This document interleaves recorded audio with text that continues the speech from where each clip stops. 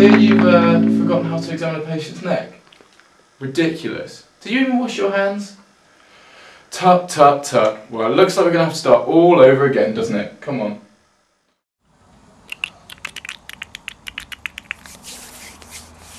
First of all, I'd like you to introduce yourself, explain the procedure, and gain consent from the patient. And also, it's wise to see if the patient is over or underdressed. As well as this, it's worth bearing in mind that the patient may appear anxious or even sullen. But last of all, you must look for clues from the examiners, such as, well, a lowly tendon hammer, which, if around, is kind of a clue that you're going to have to test reflexes, don't you think? It's worth asking the patient to cough, to assess for a bovine cough, which is indicative of pressure on the recurrent laryngeal nerve. Ask the patient to stick out their tongue, to assess for a thyroglossal cyst, which is defined as a mass, which moves upwards when protruding the tongue. Also, you would ask the patient to swallow. However, you'd ask the patient to hold the water in their mouth and only to swallow on your command.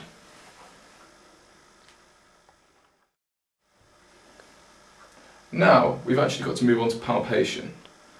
To do this, as with all palpation, we'd ask the patient if they have any pain in the neck. And to do this properly, you actually have to stand behind the patient and palpate for any masses or the thyroid cartilage.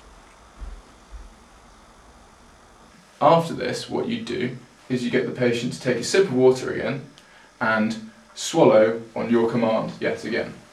Now, if there's a mass that rises upwards, that is probably a goiter. To fully complete your palpation of the neck, you assess cervical lymphadenopathy.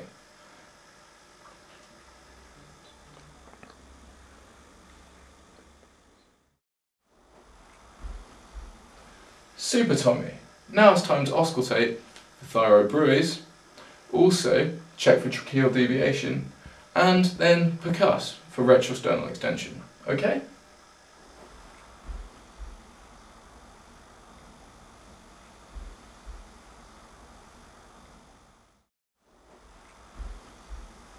Now we must move on to look at the peripheral examination. We must observe the hands and also the nails for any signs. Signs include oncholysis, acropatchy, fine tremor, or sweaty palms. And it's also worth remembering that a fast irregular pulse coupled with sweaty palms is fairly strong evidence for hyperthyroidism. Top work, Tommy. Now we must assess the patient's eyes. We're looking for any protrusion beyond the supraorbital ridges. To assess this, we must look anteriorly, laterally, and also from above.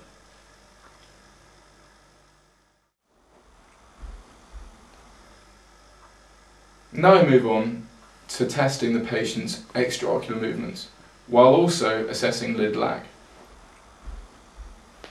Well, Tommy, do you remember this? It's the lonely tendon hammer. And that's to check for the slow relaxing reflexes of hypothyroidism. The reflexes you need to check are biceps, triceps, supinator, and also the quadriceps muscle. And while you're at the legs, you may as well check for pretibial myxedema, just to get yourself a few extra marks. Now I must move on to get the top marks to test proximal myopathy. What you need to ask the patients to do is raise their arms up like a chicken and then proceed to test muscle power. Now, to complete this section, what we need to do is ask the patient to cross their arms and stand up unaided. Now, you thank the patient and get ready to present your findings.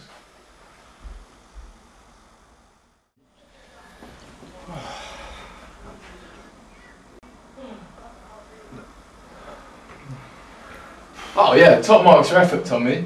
But OSCEs aren't all about the examination. It's also about sounding rather slick. So I'm going to give you a demonstration of that right now. Miss Visser is a 21-year-old female, comfortable at rest, with a pulse rate of 88 beats per minute. Miss Visser has no peripheral signs of thyroid disease. However, she does have a midline lump, soft and non-tender, in the neck, which rises on protrusion of the tongue. This, to me, is indicative of a thyroglossal cyst. You must be prepared to talk about the causes of neck pathology and be aware of the signs and also the investigations of these, especially of thyroid disease.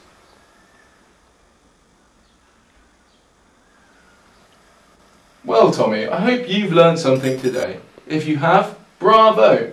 If not, well, meh. Good luck with the GMC. See you. And you. Bye bye. Nice to see you. Bye.